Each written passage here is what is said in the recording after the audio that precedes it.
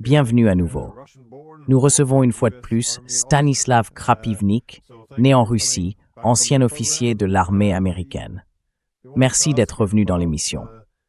Nous voulions vous interroger sur ce qui est en train de changer dans cette guerre. On a vraiment l'impression que quelque chose évolue, qu'il y a désormais un ciblage plus précis, disons des aspects logistiques. On voit que les deux camps visent les ponts, toujours les infrastructures énergétiques, bien sûr, mais maintenant même les stations-service. Je me demande à quel point c'est efficace. Et pour aller un peu plus loin, on a vu Kiev subir une attaque massive. D'après le maire de Kiev, Vitaly Klitschko, c'était l'attaque la plus puissante contre la ville depuis le début de la guerre. J'aimerais savoir ce que vous pensez de ces choix militaires et comment vous percevez la manière dont ces décisions sont prises aujourd'hui.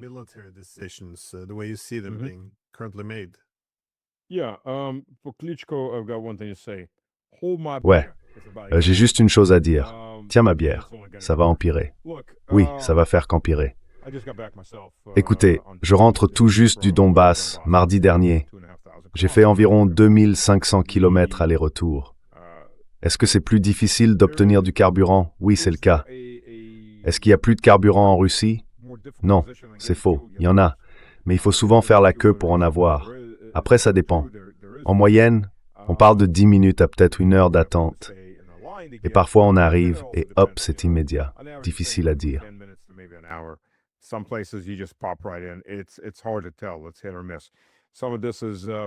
C'est un peu au petit bonheur la chance. Une partie, c'est des gens qui font des stocks. Une autre partie, ce sont des entreprises qui accumulent et essaient ensuite de revendre. 2 types se sont fait attraper. Des jeunes de 20 et 21 ans qui roulaient en camionnette. Ils avaient environ 900 litres de carburant E95 qu'ils auraient acheté sous le manteau et qu'ils comptaient revendre quelque part. Ils se sont fait coincer pour ça. Mais quand on est revenu, évidemment, c'est plus compliqué quand on est en dehors des villes que dans les villes, parce qu'en ville, la logistique est bien plus développée. En dehors, il y en a beaucoup moins.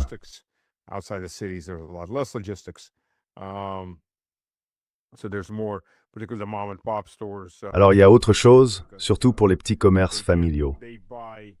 Eux, ils n'ont pas de carburant parce qu'ils achètent auprès des grands groupes comme Gazprom, Rosneft ou Lukoil. Mais ils récupèrent ce qui reste une fois que ces grands-là ont livré toutes leurs propres stations. Et à la campagne, sur les grands axes, c'est plus difficile de faire le plein parce que c'est plus éloigné des grandes villes. Oh, excusez-moi. Je ne me suis pas encore complètement remis de mardi. Je n'ai pas arrêté depuis que j'ai atterri. C'est un long trajet, évidemment. Alors vous savez, quand on descend vers Voronezh, là-bas, il n'y a pas de file d'attente. Il y a du carburant partout. Donc ce sont des situations très différentes selon les régions. À Lugansk aussi, il n'y avait pas de file.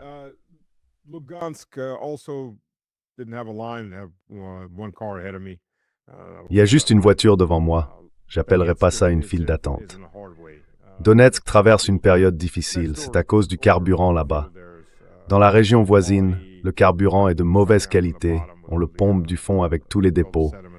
Ça change énormément d'un endroit à l'autre. Comme je l'ai dit, il y a du carburant, mais il y a aussi des abus sur les prix. Certains petits commerces familiaux augmentent leurs tarifs de façon excessive. Je ne sais pas trop ce que le gouvernement compte faire, parce qu'en principe, il y a des lois contre ce genre de choses en situation d'urgence. On verra bien. Sberbank, apparemment, je viens de l'apprendre par un de mes enfants, a maintenant un programme pour trouver du carburant dans votre secteur.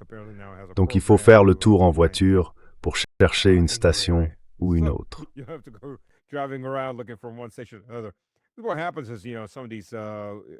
Ce qui se passe, c'est que, tu vois, certaines stations-service se font réapprovisionner et tout le monde se précipite aussitôt. Les gens achètent tout. Et oui, il y a aussi un peu d'achat de panique. En ce moment, je crois que beaucoup d'endroits ont mis un frein à ça. On ne peut plus remplir des bidons, ce qui est embêtant parce que moi j'ai besoin de mettre quelques litres dans un bidon pour la tondeuse. Mais ailleurs, ils autorisent des volumes de 20 ou 30 litres à la fois. Certaines stations ont même un système de quotas. Tu fais la queue, pas une citation, une vraie file d'attente, tu prends un numéro et tu reviens quand c'est ton tour. Donc ça varie selon les régions. Il n'y a pas de plan unifié. Mais dire que la Russie s'effondre, que les gens descendent dans la rue, et toutes ces absurdités qu'on entend d'habitude dans les médias occidentaux, eh bien, c'est juste encore la même histoire.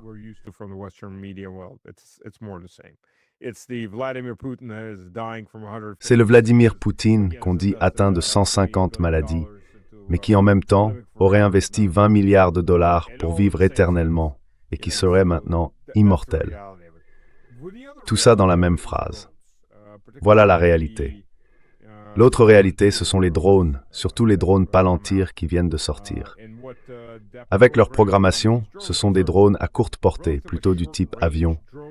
Ils ne sont pas très grands et ils sont conçus pour détruire des voitures, des camions militaires, des bus, ou même une grand-mère dans sa petite voiture en route pour le marché. Oui, peu importe, du moment qu'ils tuent quelqu'un. Ces drones Palantir, enfin, Thiel est un criminel de guerre, commençons par là. C'est un terroriste et un criminel de guerre. La logique qu'ils utilisent, c'est que d'abord, 80% de la charge de l'intelligence artificielle est consacrée à repérer des cibles de type militaire.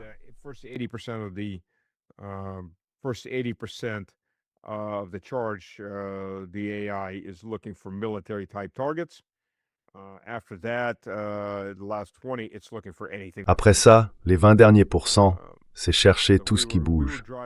On roulait de nuit parce qu'il y avait beaucoup moins de drones. Mais avec le détecteur de drones, on voyait quand même qu'il y en avait 4 dans le ciel. 3 ou 4 en permanence. Impossible de savoir si c'était les nôtres ou les leurs. Le détecteur, lui, le sait. Il indique juste la distance et le nombre de drones dans la zone. Voilà la réalité.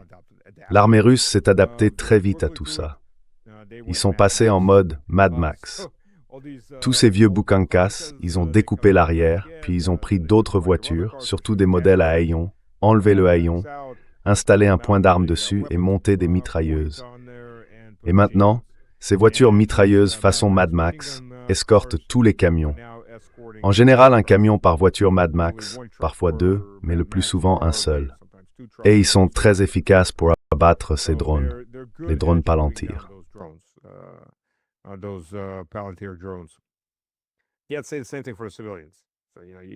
Oui, je dirais la même chose pour les civils.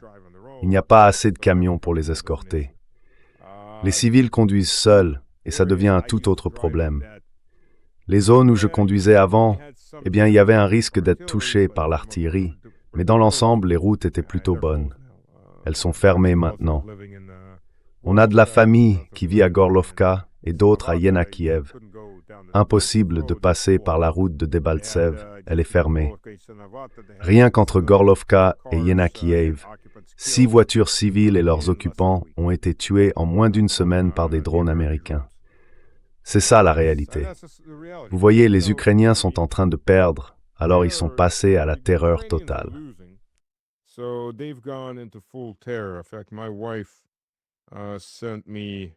En fait, ma femme m'a envoyé, attendez, que je retrouve où ça s'est passé.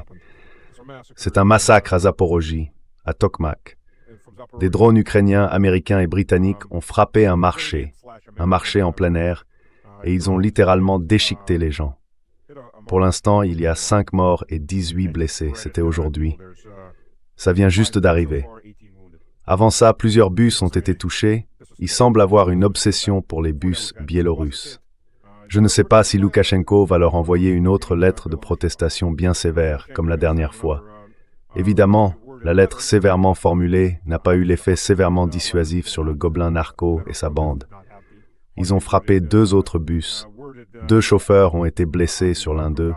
Bref, ils s'emballent. Ils essayent vraiment d'étendre cette guerre.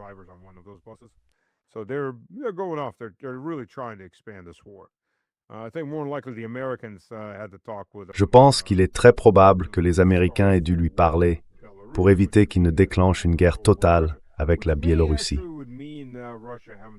Parce qu'une guerre totale avec la Biélorussie, ça voudrait dire une guerre totale avec la Russie. Et dans ce cas, la Russie serait obligée de déclarer officiellement la guerre. Et si ça arrivait, ça voudrait dire que l'armée n'aurait plus aucune restriction. Là, elle pourrait vraiment montrer à Kiev ce que ça veut dire, être en guerre. Parce que ces dégénérés, dans le gouvernement de Kiev et parmi leurs soutiens, ne semblent pas comprendre ce que c'est. Pourquoi la Russie s'en prendrait-elle à... Enfin, pourquoi l'Ukraine s'en prendrait-elle aux stations-service russes? En réalité, ce n'est pas vraiment le cas. Ce sont surtout des cibles d'opportunités pour tuer des civils. Les opérateurs de drones frappent les stations-service, mais pas tant pour viser la station elle-même. Ils visent une voiture en train de faire le plein. Ils attendent que des civils fassent le plein pour les tuer. Et ils font ça presque tous les jours, ou un jour sur deux.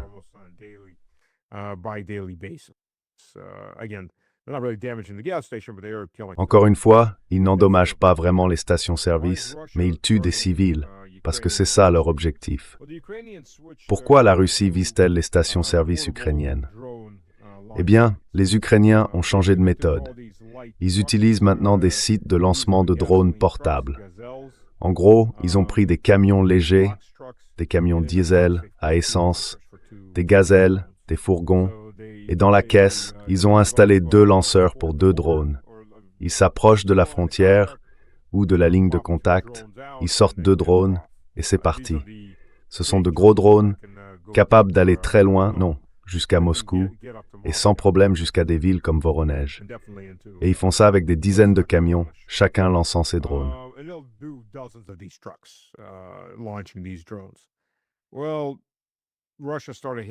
Eh bien, la Russie a commencé à frapper tous les emplacements possibles où ces camions pourraient se garer. Mais s'ils sont dans les villes, ils se cachent dans les parkings souterrains de particuliers. C'est assez difficile de les repérer dans un garage. En revanche, ce qui est facile à trouver, ce sont leurs points de ravitaillement, parce qu'ils utilisent les stations-service ordinaires. Et la Russie, depuis une bonne semaine et demie, démantèle systématiquement toutes leurs stations-service dans ces zones de front, sur une profondeur assez importante. Hier, il y a eu des frappes à l'ouest de Soumy, 3 stations-service détruites sur une seule route. Et là, ils ne visent pas les civils, ils visent bien les stations-service. C'est souvent comme ça qu'ils procèdent en pleine nuit.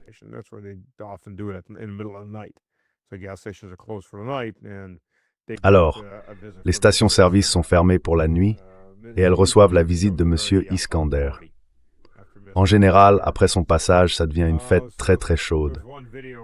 Il y a une vidéo d'ailleurs où un type en pleine nuit décide d'aller faire le plein. Et là, une station explose sur sa droite pendant qu'il conduit. Il se met à jurer, à crier, et à peine 1,5 kilomètre plus loin, c'est la suivante, sur sa gauche, qui saute. Ils ont eu de la chance, au moins il ne s'est pas arrêté dans l'une d'elles. De toute façon, elles avaient l'air fermées. Voilà, c'est un peu la situation entre les deux. À Kiev, les choses ont changé. Je pense que le parti de la guerre est en train de l'emporter. Les plus durs, les jusqu'au boutistes.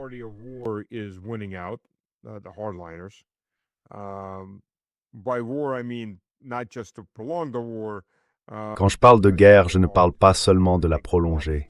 Je veux dire qu'il faut vraiment durcir le ton, enlever les gants de velours et enfiler les gantelets à pointe. Le camp, la faction, qui voulait revenir à 2012 en se disant « Faisons un accord, n'importe lequel, du moment que je peux retourner faire du shopping à Paris et que ma femme puisse retourner à Monaco. » Ce groupe-là, et je dirais que c'est surtout l'équipe économique et financière, avec différentes figures, la Banque centrale et d'autres du même milieu. Eh bien, d'après ce que je vois, même si je ne suis pas dans la position la plus favorable pour juger, ils semblent avoir perdu. Ils ont perdu la bataille du pouvoir local, au moins pour l'instant, et on les a relégués à l'arrière-plan.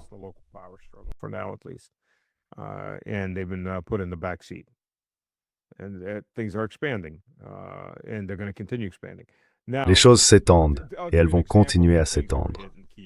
Je vais vous donner un exemple des cibles qui ont été touchées à Kiev la dernière fois. LCC Radionics, c'est une entreprise qui fabrique des composants de contrôle pour les missiles de croisière Flamingo. Athlon Avia LLC, une société de produits scientifiques spécialisée dans les drones. Antonov Serial Production, eux, produisent des avions. Enfin, ils n'en produisent plus beaucoup. Ah, et aussi des drones. T-Radio Plant LLC, Trion en Ukraine, fabrique des systèmes de visée pour véhicules blindés, donc des lentilles, des périscopes, ce genre d'équipement. Et par conséquent, ils produisent aussi du matériel optique, des objectifs de caméra pour les drones. Kyiv 25, c'est à la fois une société de logiciels et un fabricant de matériel de stockage pour les unités de guerre électronique Lima.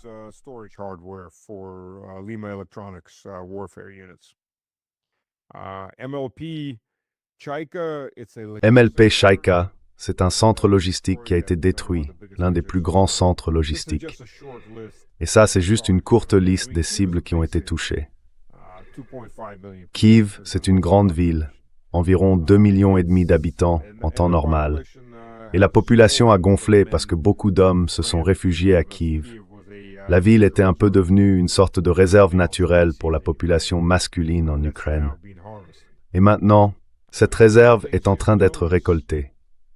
Et il y a quelque chose qu'on a remarqué, c'est sorti il y a un peu plus d'un mois. Kyiv, Odessa, Mykolaïv et d'autres villes se sont soudain retrouvées entourées de ceintures de lignes défensives. Je ne sais plus si on en avait déjà parlé ou pas. Je ne me souviens plus. Donc on parle de barbelés, de dents de dragon, de fossés anti-chars, de champs de mines. Leslie expliquait sous Contalgerie sur tour de postes de blocage.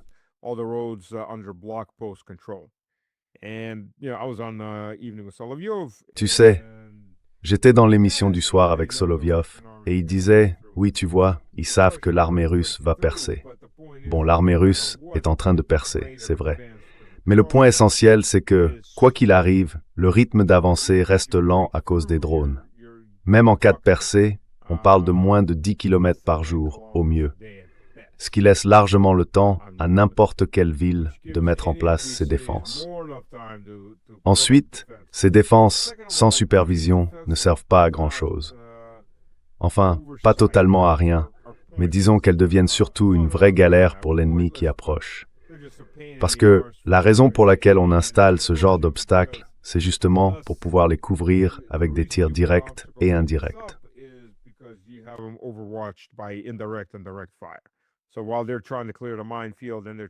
Pendant qu'ils essayent de déminer, de combler les trous et d'enlever les dents de dragon, on leur tire dessus. L'Ukraine n'a pas ce genre de main-d'œuvre. Ce que ça veut dire, c'est que pour l'armée russe, une série d'obstacles comme cela, ça représente peut-être 1h30, 2 heures de retard. Une seule fois. Et ensuite, vous avez un couloir pour que les autres puissent passer derrière, ou vous en créez 2 ou 3 de ce type. Alors pourquoi ferait-il ça? Eh bien, comme je l'ai dit, Kyiv, ces villes, ce sont comme des réserves naturelles pour les hommes. Et maintenant, on les récolte. Ce que vous voyez là, Kyiv, enfin, l'Ukraine, c'est un immense camp de concentration à ciel ouvert.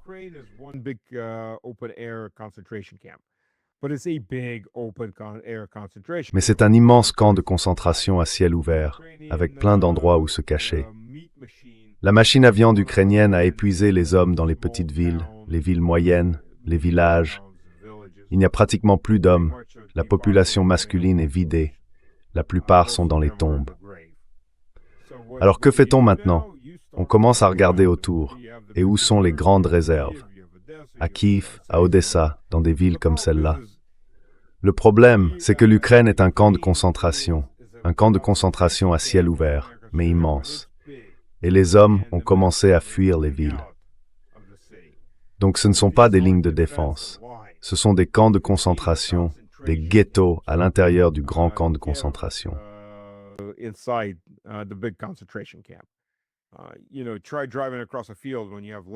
Vous savez, essayez donc de traverser un champ quand il y a des mines quelque part, plus du fil barbelé concertina, plus des dents de dragon. Essayez d'y aller à pied quand encore une fois il y a du fil concertina, puis un champ de mines à franchir. Forcément, ça limite vos mouvements. Vous ne pouvez pas rouler sur les routes parce que tout est sous surveillance, avec des postes de garde partout. Ils vont vous dire « Payez pour nous, s'il vous plaît ». Ou mieux encore, il faudra sortir des liasses de billets si vous voulez passer. Voilà, c'est ça la réalité. Alors ce que l'Ukraine a fait, le gouvernement ukrainien, c'est qu'il a, en quelque sorte, refermé l'enclos autour des zones naturelles et maintenant il récolte. Voilà la situation actuelle. Je ne sais pas, enfin, à moitié seulement.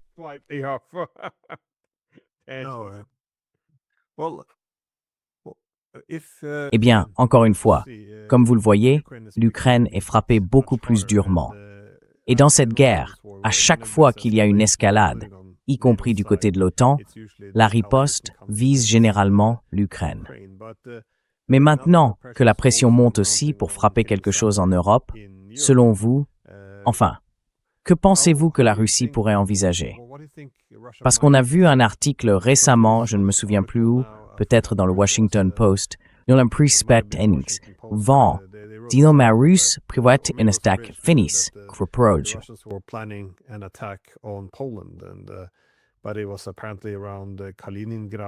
Mais apparemment, c'était autour de Kaliningrad, ce qui n'aurait pas vraiment de sens.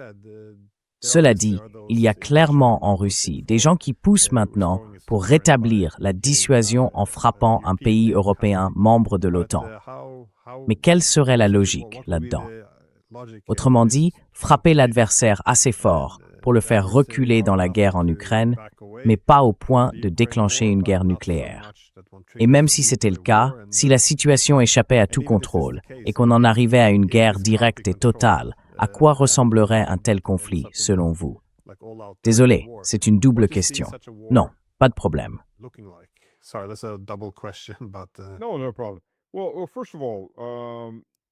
Eh bien, d'abord, les Chinois, et j'ai beaucoup d'espoir pour ce type d'équipement, les Chinois ont montré lors de leur dernier grand défilé militaire 3 unités de neutralisation de drones. Ce sont des dispositifs à impulsion électromagnétique basés sur les micro-ondes, avec de grandes antennes et de gros radars pour repérer les cibles. L'antenne, c'est un seul gros bloc, un peu comme les anciens radars de la Seconde Guerre mondiale, mais miniaturisé pour tenir sur un seul camion, un camion de taille moyenne d'environ 2,5 tonnes, alimenté par 15 kW, avec une portée d'environ 5 km. C'est une arme de suppression de zone. Voilà. Il existe beaucoup de moyens pour abattre des drones. Parmi les plus efficaces, il y a les lasers. En une demi-seconde, on peut littéralement faire fondre ce morceau de plastique qui vole à 5 km de là.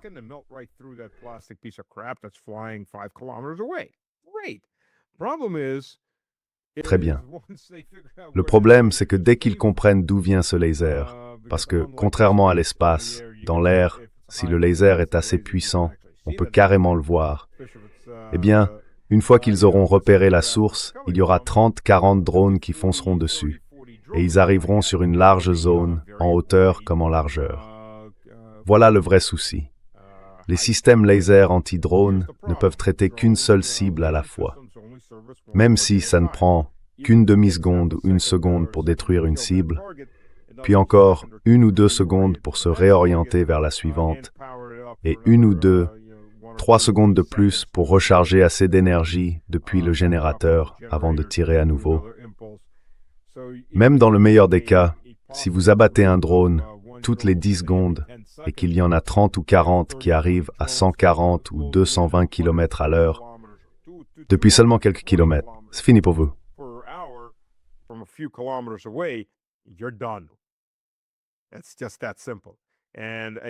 C'est aussi simple que ça. Et encore une fois, on en revient à ce drone à 5 000 $ qui vient de détruire un équipement à 10 millions ou à 3 millions. Donc pour l'instant, tous nos systèmes sont avant tout conçus pour traiter une seule cible à la fois. Ce qu'il faut, c'est un équipement capable de suppression de zone. Et c'est exactement ce que les Chinois ont démontré et testé sur le terrain. L'ont-ils testé au combat? Bien sûr que non. On n'a encore rien vu de tel sur le champ de bataille russe. Et où pourrait-il le tester autrement? C'est beaucoup d'espoir, parce que si vous assemblez suffisamment de ces unités, surtout quand vous avez une supériorité d'artillerie comme la Russie face à l'Union européenne dans son ensemble, et à l'Ukraine en particulier, alors là, vous pourriez réintroduire, au moins partiellement, la guerre de manœuvre. Ces possibilités existent.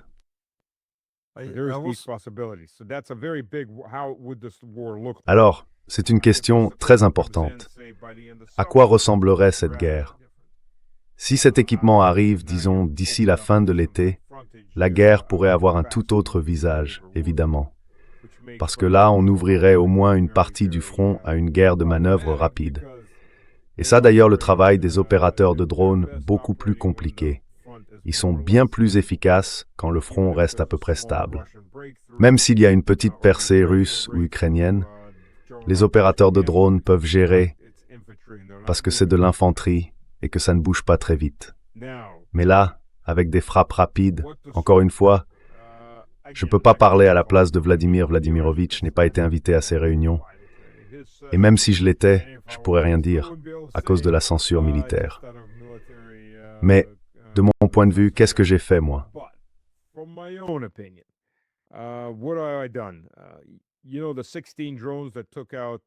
Vous savez, les 16 drones qui ont détruit tout le quartier? Vous avez vu ma vidéo de Sarabelsk? C'est pas seulement ces 2 immeubles, ils ont tout rasé autour. Ils ont détruit un lycée artistique, ou peut-être un centre d'art pour collégiens, juste en face. Ils ont aussi détruit une maison privée de l'autre côté de la rue, et un restaurant juste à côté. Ils en ont raté quelques-uns, mais pas beaucoup. Vous savez, l'un des cratères laissés par un de ces drones faisait 4 mètres de large et 2 mètres de profondeur. On est descendu dedans, enfin un des gars est descendu, il a mesuré. Eh bien, tous ces drones venaient d'Italie, avec des autocollants « Made in Italy ». On pourrait penser que les Italiens seraient un peu plus malins, au moins qu'ils enlèveraient leur nom pour pouvoir nier. C'est typiquement le genre de choses qu'on devrait montrer à l'ONU. Et messieurs, à l'écran, voici Harry Reshnik qui arrive en ce moment même à l'usine où ces armes de terreur ont été fabriquées. Regardez bien. Voilà une façon de faire. Je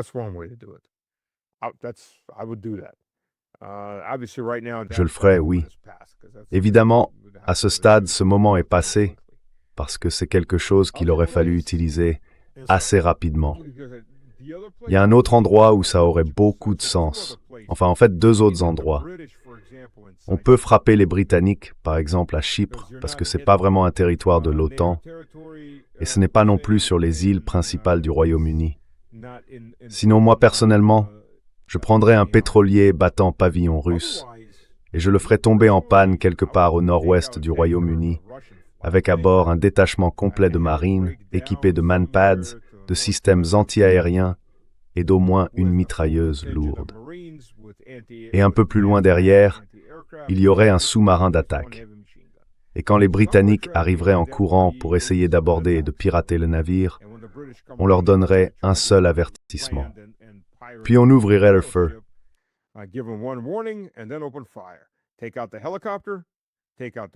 Abattez l'hélicoptère, éliminez l'équipage, et si ces bateaux, les patrouilleurs, commencent à tirer sur le pétrolier, le sous-marin les coule tous les 2. Là, vous venez de provoquer un incident majeur pour les Britanniques, dans des eaux neutres. Vous avez fait des prisonniers comme des pirates. Alors, qu'est-ce qu'on fait? On les juge et on les exécute, ou vous voulez en discuter? Parce qu'au passage, ce sont bien des pirates. Ils s'en prennent à un navire neutre, dans des eaux neutres. Ils s'emparent d'un bâtiment étranger, sous pavillon étranger. C'est de la piraterie. Ou bien vous préférez qu'on déclare la guerre tout de suite. Et dans ce cas, on pourrait commencer à bombarder Londres comme on bombarde Gaza. Voilà la situation dans laquelle les Britanniques se sont mis. Et tant que rien de tout ça ne se produit, ils ne sont pas assez lucides pour prendre cette guerre au sérieux. Pour eux, tout ça, c'est un jeu.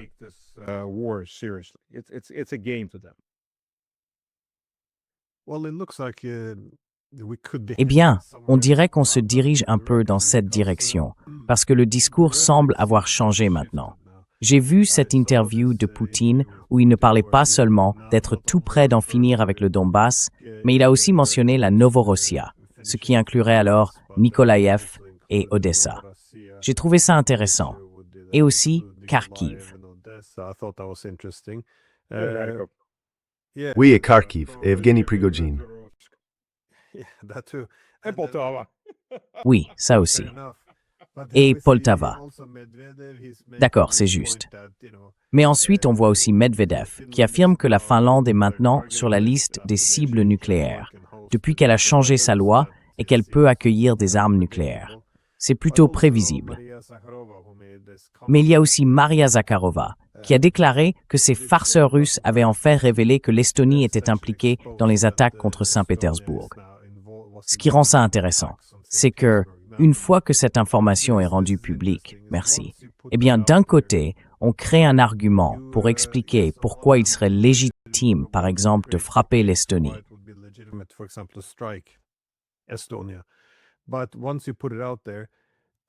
Mais une fois que c'est rendu public, ça met aussi beaucoup de pression sur le gouvernement. C'est-à-dire que si vous reconnaissez que les Estoniens ont attaqué la Russie, il devient très difficile de ne pas monter d'un cran dans l'escalade. Enfin, ils nous ont attaqués, vous l'admettez, et ensuite vous ne faites rien. Dans ce cas, il vaudrait presque mieux faire comme si vous n'aviez pas été attaqué, comme s'il n'y avait aucune preuve. Donc tout ça, évidemment, je ne veux pas trop interpréter, mais on a quand même l'impression que quelque chose est en train de bouger, qui sont prêts à adopter une position plus ferme, au moins vis-à-vis des Européens. Je me demandais si vous aviez la même impression.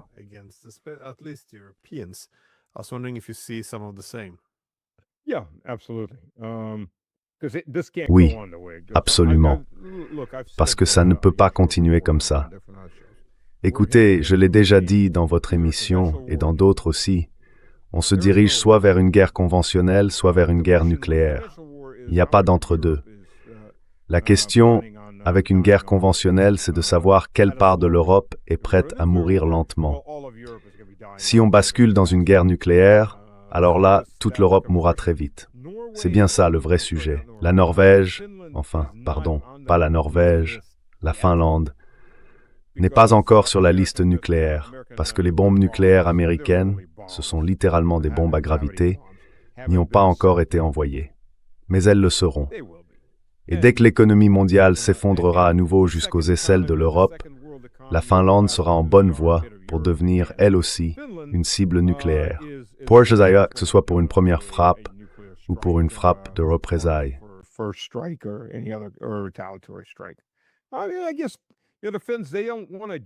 Je suppose que les Finlandais ne veulent pas redevenir l'aisselle de l'Europe, ce qu'ils sont en train de redevenir très vite, comme ils l'étaient avant que l'Empire russe ne les prenne sous sa coupe. Sous l'Empire russe, les Finlandais ont reçu une éducation, on leur a donné des écoles. Helsinki a été construite à partir d'un petit village de pêcheurs qui sentaient mauvais. Et pour la première fois depuis peut-être 1000 ans, les Finlandais administraient vraiment la Finlande, tout en faisant partie des classes supérieures russes.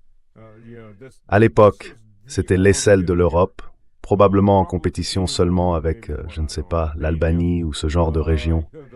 La Finlande était vraiment l'aisselle de l'Europe. Puis elle a grandi, elle s'est enrichie surtout pendant la guerre froide, en restant neutre. Son économie s'est liée à celle de la Russie, et ça a continué, surtout après la guerre.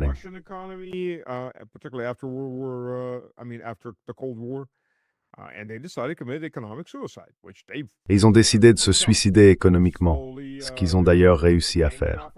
Ils sont là, lentement pendus à une corde, en train de s'étrangler petit à petit. Ils préfèrent le faire lentement, plus douloureusement, j'imagine. Ils ont ce côté masochiste. Mais maintenant, ils se sont dit, bon, apparemment, c'est pas suffisant. Allons-y, devenons des cibles nucléaires. Eh bien, que voulez-vous? On ne peut pas réparer la stupidité. Parfois, la stupidité se répare toute seule, en se tuant. Mais visiblement, on ne peut pas la réparer. Certains ont essayé de parler rationnellement avec les Finlandais, mais ils sont déterminés. Ils veulent mourir, et ils veulent le faire de façon spectaculaire. Très bien soit. Ce sont les mêmes qui essayent d'installer des bases américaines juste de l'autre côté de la frontière russe. Les mêmes qui ont laissé passer des drones ukrainiens.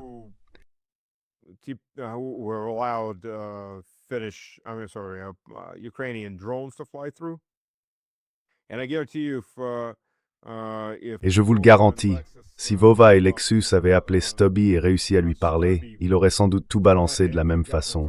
Genre, Ah oui, oui, on arme et on lance ces drones pour les Ukrainiens. Ça me surprendrait pas du tout d'entendre ça de leur part. Ils sont vraiment aussi stupides que ça. Ce sont littéralement des brutes dégénérés. Enfin, Stubbs a même l'air d'en être un. Des brutes dégénérés, respirant par la bouche, issus de l'aristocratie européenne. Beaucoup trop de sang pur, si vous voyez ce que je veux dire. Et voilà les gens qu'on a aujourd'hui à la tête de l'Europe. Franchement, si les peuples ne les renversent pas, c'est qu'ils doivent aimer ça. Sinon, ils les auraient déjà renversés. Enfin bon.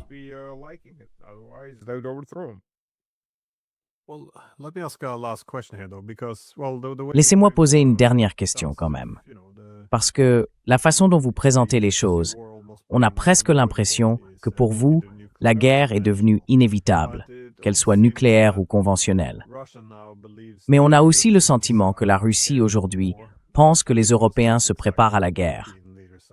En grande partie parce que c'est exactement ce que disent et font les dirigeants européens, notamment en matière d'armement. Alors, comment voyez-vous la possibilité que la Russie frappe la première? Si vous pensez que la guerre est inévitable, pourquoi attendre de recevoir le premier coup? J'ai vu pendant cette interview avec Poutine qu'il faisait référence à l'opération Barbarossa. C'est une comparaison intéressante avec la situation actuelle. Je me demandais simplement, est-ce que vous pensez qu'il est possible que la Russie se convainque que la guerre approche et qu'elle décide, en quelque sorte, d'en prendre l'initiative, de choisir quand elle commence et comment elle sera menée?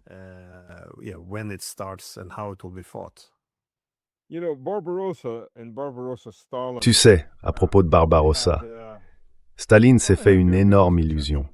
Il pensait que la guerre pouvait être évitée.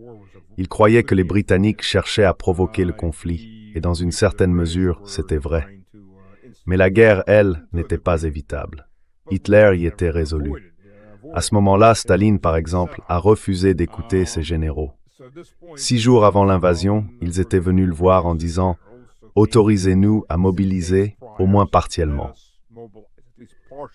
Il a répondu « Aucun mouvement ». Parce que selon lui, cela donnerait aux Britanniques un prétexte pour déclencher un affrontement avec les Allemands. Pas vraiment la décision la plus avisée, évidemment. La veille, vers 4 heures du matin, le 22 juin, quand l'opération Barbarossa a commencé, environ 12 heures plus tôt, un communiste polonais avait traversé la Vistule à la nage pour venir prévenir. Les Allemands sont sur Schweinagerd.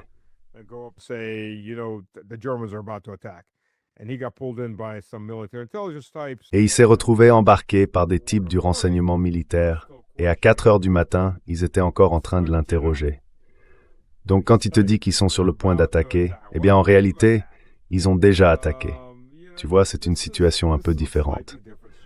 Ensuite, pourquoi encaisser une attaque ou laisser l'ennemi frapper le premier? Il y a des raisons de le faire.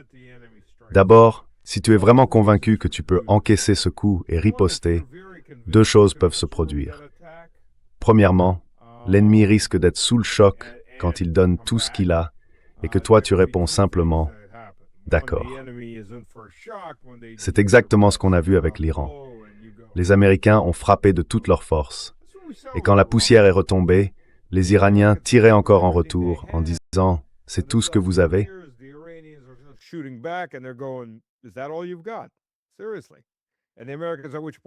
Sérieusement. Et là, les Américains regardent leurs entrepôts et se disent « Mince, c'est tout ce qu'on a.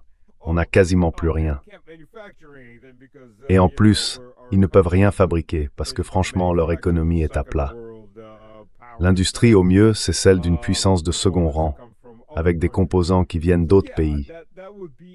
Donc oui, ça peut être une raison d'attendre et de laisser l'ennemi frapper en premier. Parce qu'ils savent qu'ils peuvent encaisser le coup et le retourner.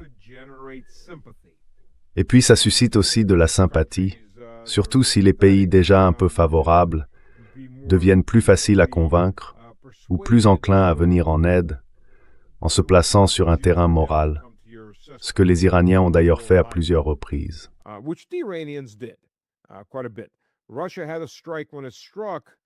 La Russie a frappé à ce moment-là parce que les Ukrainiens s'apprêtaient à lancer un génocide contre Donetsk et Lugansk. Ils étaient positionnés juste à l'extérieur de Donetsk, enfin un peu en dehors de Lugansk, mais déjà sur les marges ouest de Donetsk. Il y aurait eu un génocide massif. C'est pour ça que la Russie a invoqué l'article 51, le droit de protection. Et d'ailleurs, pour les Allemands, si vous ne comprenez pas, et les Italiens, les Hongrois, les Finlandais, pour que ce soit clair, il existe un article distinct dans la Charte des Nations Unies qui autorise les membres permanents du Conseil de sécurité à venir anéantir vos pays s'il y a du nazisme ou une résurgence du nazisme chez vous.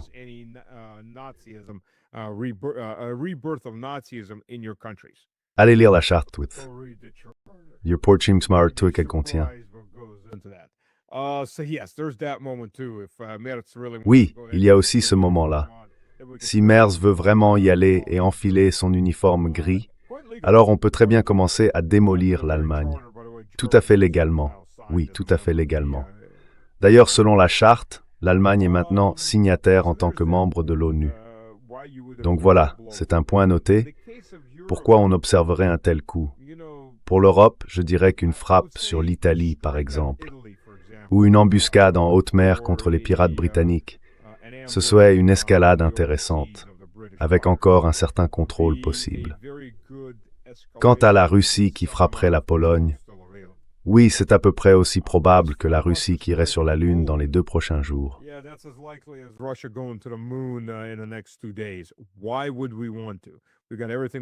Pourquoi on voudrait faire ça? On a déjà tout ce qu'il nous faut, là, maintenant. Ou mieux encore, c'est aussi probable que la Russie annexe l'Europe de l'Ouest. Pourquoi? Pourquoi on voudrait jamais faire ça? La Pologne, tu vois, qui s'interpose entre le gobelin narco et la destruction de ses relations avec ses soutiens et ses voisins, c'est presque trop beau. Pourquoi on voudrait se mettre en travers de ça? Écoute, qui propose une chose pareille? Ce sont exactement ceux qui ont peur que la Pologne ait dévié de sa trajectoire, qu'elle ne suive plus la partition. Elle joue une nouvelle partition, et c'est une partition nationaliste. Et cette nouvelle partition, on ne l'aime pas, parce que tout à coup, la Pologne a dit « Melnik, c'est un nazi de trop ». Je ne comprends pas pourquoi Bandera et Sukovitz n'étaient pas déjà un nazi de trop.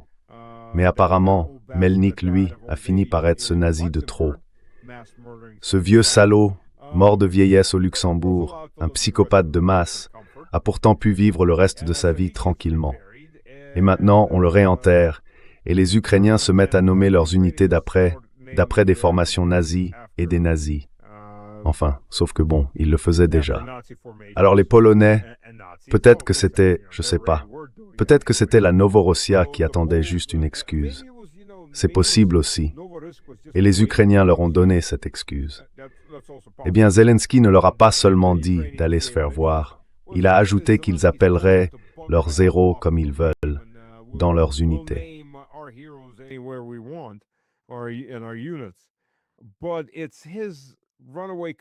Mais ce sont ces commandants en fuite qui menacent maintenant de commencer à tuer des Polonais.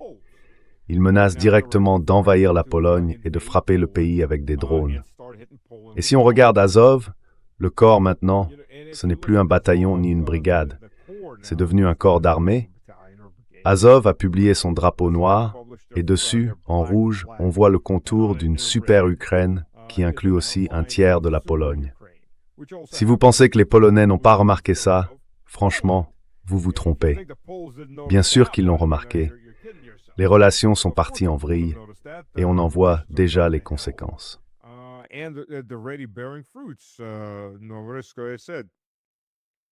Aucun risque, comme je l'ai dit.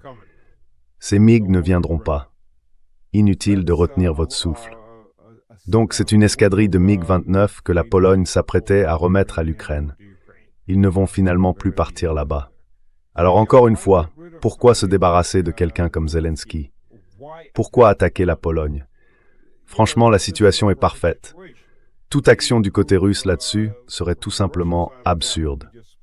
Et pour des pays comme l'Italie, vous savez, si vous voulez donner un exemple à l'un de ces États, détruire l'usine qui a fabriqué les drones ayant tué des enfants russes, c'est une très bonne justification pour expliquer pourquoi vous avez agi ainsi.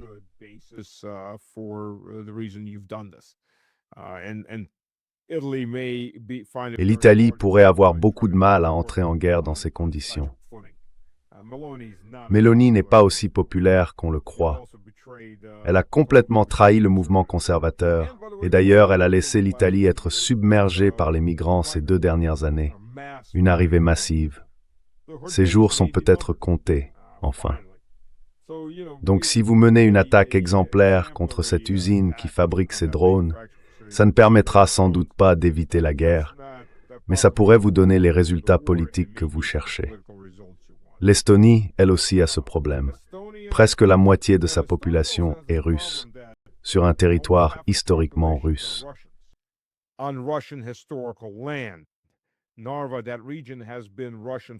Narva, cette région, est russe depuis le IXe siècle.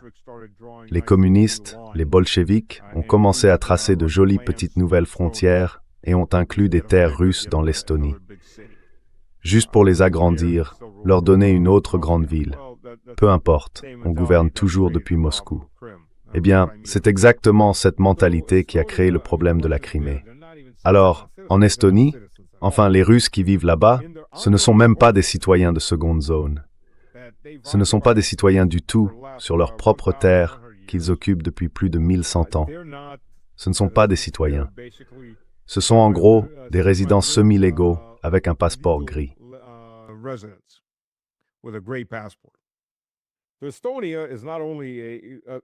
L'Estonie, ce n'est pas seulement, enfin d'ailleurs les 3 pays baltes, la plupart des gens ne le savent pas, surtout dans l'Union européenne, organisent tous, une fois par an vers l'été, des défilés de la SS.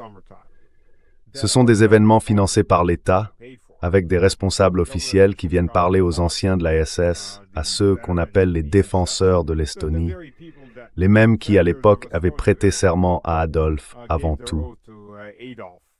L'Estonie pourrait être un exemple très très parlant. D'abord parce qu'il y a là-bas beaucoup de Russes qui devraient rentrer chez eux, et des territoires qui devraient être rendus à la mère patrie. Ils ont été séparés artificiellement par les bolcheviks. Et ensuite parce que, oui, ils veulent se battre. Apparemment, ils veulent la guerre. Eh bien, qu'ils voient ce que ça veut dire se battre.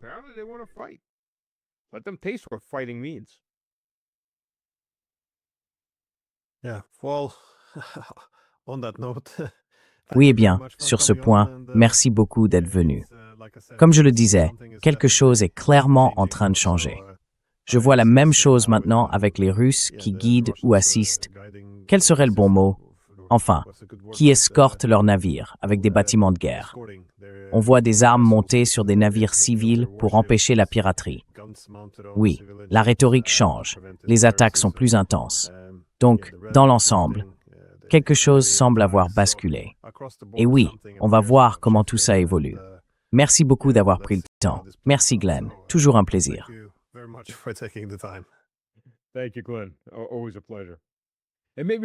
Et peut-être qu'un jour, on aura de bonnes nouvelles, des choses positives, des arcs-en-ciel, des papillons, des pommes et des baies à discuter ensemble.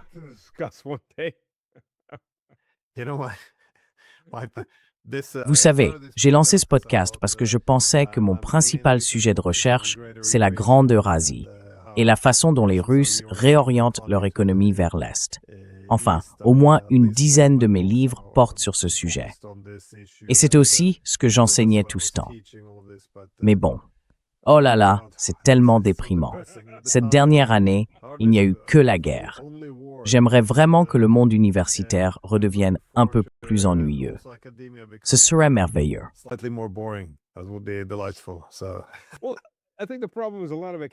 Eh bien, je pense que le problème, c'est qu'une grande partie du monde universitaire est très ennuyeuse. Ils ignorent complètement tout ce dont vous parlez, ce dont d'autres parlent et ce dont moi je parle. Ils font comme si ça n'existait pas. Leur champ d'attention est très limité. Ils ne réagissent qu'à un tout petit nombre de choses. Et malheureusement, c'est un phénomène de groupe. Du coup, tous les détails les ennuient. Pour eux, c'est simple. Porinas, point final.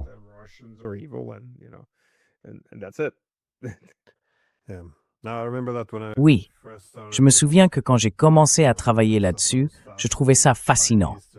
Les Chinois, les Russes, les Indiens, tous sont en train de créer leur propre centre technologique. Ils mettent en place leur propre chaîne d'approvisionnement, ils développent leur propre corridor de transport, leur propre banque de développement, ils se détachent du dollar, créent de nouveaux systèmes de paiement. Et puis, quand on regarde les médias ou le monde universitaire, on a l'impression que tout ça, c'est juste un détail, que ça ne compte pas vraiment. Mais pourtant, on y est.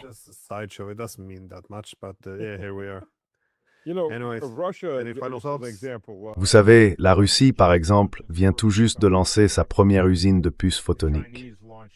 Les Chinois en ont lancé une il y a quelques mois. Les puces photoniques, si vous voulez parler d'éclater la bulle de l'intelligence artificielle, surtout celle de la construction autour de l'IA sur laquelle l'Amérique repose aujourd'hui, c'est bien ça. Les puces photoniques, ce ne sont pas des gravures sur du silicium, ce ne sont pas des composants électroniques. Elles utilisent des photons, de la lumière, elles chauffent beaucoup moins, et leurs capacités sont bien supérieures. Eh bien, les Chinois, eux, prévoient d'en produire 12 000 d'ici la fin de l'année.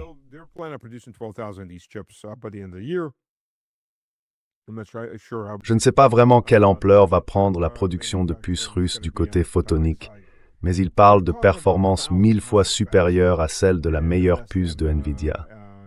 C'est peut-être un peu exagéré, mais même si c'était seulement 10 fois plus rapide, ce serait déjà une avancée énorme.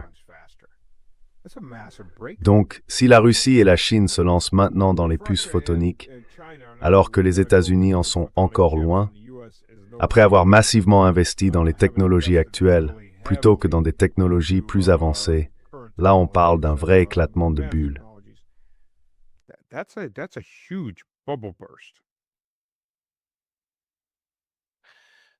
Absolument. Eh bien, merci encore, on en reparlera la prochaine fois.